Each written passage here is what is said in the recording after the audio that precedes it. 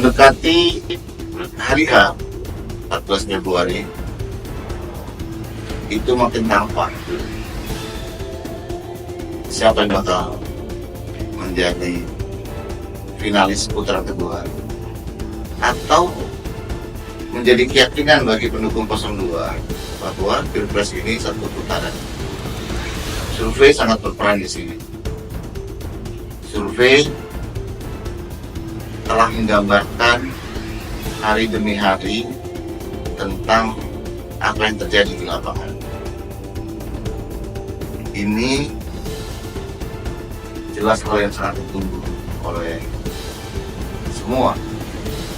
Kita ini akan memiliki pemimpin yang dicoblos oleh mata pilih lebih banyak dari 2019 dan 2014, atau banyak orang yang malah tidak datang ke TPS dengan jumlah yang lebih banyak dari 10 tahun lalu misalnya. Fenomena seperti ini itu sangat menjadi concern bagi paslon dan tim. Masyarakat juga yang yakin dengan pilihannya membesar, tingkat keyakinan menebal. Tapi apakah masih ada celah untuk mengubah yang sudah dianggap sebagai setengah keyakinan ini? Disinilah kerja keras tim sukses, kerja keras tim ses menjadi sangat ditentukan. Mungkin mereka hari ini bekerja 2-3 kali lipat lebih keras dari sebelumnya, karena melihat hasil tertentu yang bisa digenjot melalui media sosial, jelas mereka menurunkan timnya. Contoh, ketika Bu Hovifah itu tokoh yang paling belakangan bergabung di tim 02, itu mempengaruhi hasil survei terakhir atau tahapan-tahapan pemilu seperti debat capres dan debat cawapres yang sudah masing-masing 2 kali ini, itu punya pengaruh terukur karena semua lembaga survei setelah kejadian penting seperti debat kandidat. Dari sini kelihatan bahwa apa yang menjadi peluang yang terus dimaksimalkan, misalnya masih bisa terus di push atau melalui seperti apa. Melihat besarnya Indonesia,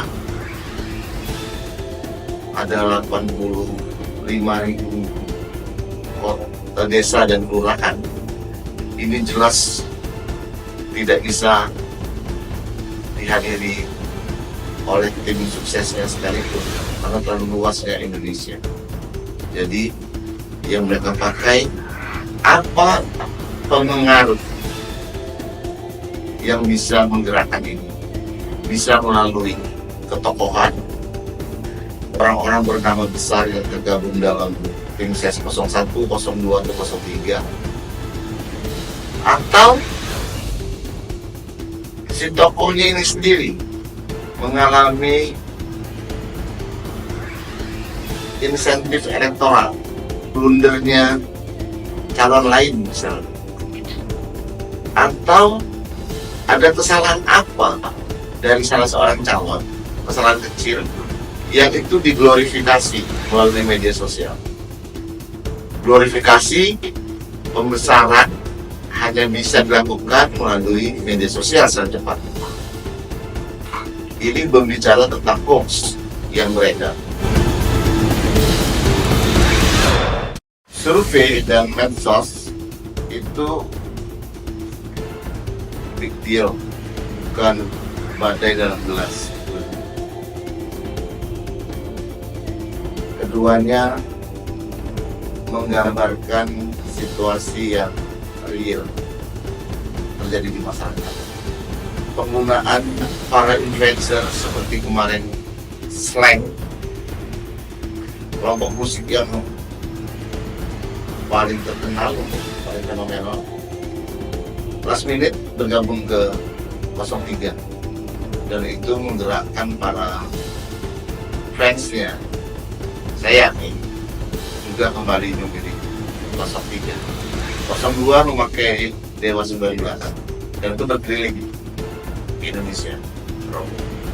Tapi saya yakin tetap slang lebih fanatik orang-orangnya terhadap pilihan para personil slang.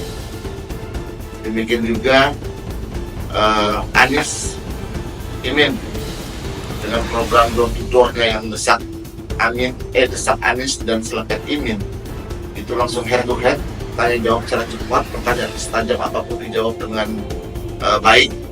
Itu juga punya segmen di kalangan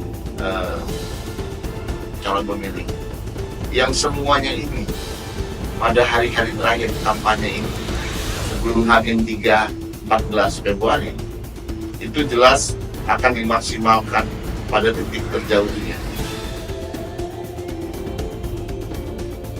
Penggunaan medsos akan diperkencang karena dengan sebuah aplikasi bernama Quran Upgrade itu bisa tanpa lalu lintas diskusi di Twitter dan satu di X itu kelihatan kenapa sesuatu menjadi trending topics, siapa yang mendorong awalnya, siapa yang paling banyak nyambungnya, siapa yang paling banyak konten enrichment, pemakaiannya, sehingga terjadi diskusi yang mendalam yang mengakibatkan salah satu tema bisa menjadi trending topic. Ini juga ada di semua media sosial, cara mengukur yang seperti ini. Belum lagi pengaruh para influencer dan para buzzer. Buzzer kita artikan sebagai istilah yang netral. Dia orang-orang seleksi yang mampu memilih konten yang paling tepat, narasi yang paling bagus, kemudian dia bisa menanti serangan dan seterusnya. Yang ini membuat riuh rendahnya media sosial juga menjadi nyaling menarik. Komentar-komentar di TikTok sangat genuine menurut saya, sangat menggambarkan situasi. Bisa saja 01 masuk ke kolam 02, justru 01 yang dirujak, 02 masuk ke kelompoknya 03, bisa saja malah terbalik 03 yang menggoreng isu 01 dan seterusnya. Pilpres yang paling menggairahkan menurut saya dengan terlibatnya media sosial yang begitu gembira.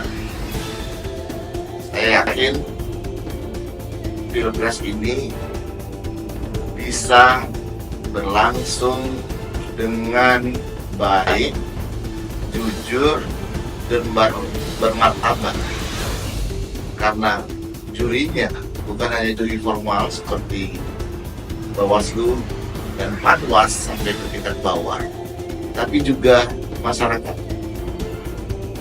Kegairahan berpolitik menjadi menarik karena ada keyakinan jumlah yang datang ke TPS lebih banyak dari pemilu-pemilu sebelumnya. Survei sering dituduh framing atau mengarahkan sesuai teori bandwagon effect, orang suka ikut ke yang kuat gitu. Tapi juga ada fenomena yang disebut underdog effect, orang mudah kasihan dengan yang dianggap teraniaya atau terzolimi. Berarti dia pada posisi netral survei, bisa kedua-duanya berarti. Tapi yang jelas survei itu dipercaya atau tidak berdasarkan kredibilitas metodenya. Dan survei yang baik adalah yang mempublish berapa biayanya, selain hal-hal teknis seperti berapa jumlah responden, bagaimana rentabilitas, reliabilitas, elektabilitas, popularitas, dan seterusnya, itu sampai ke bawah, termasuk juga mempublish margin errornya.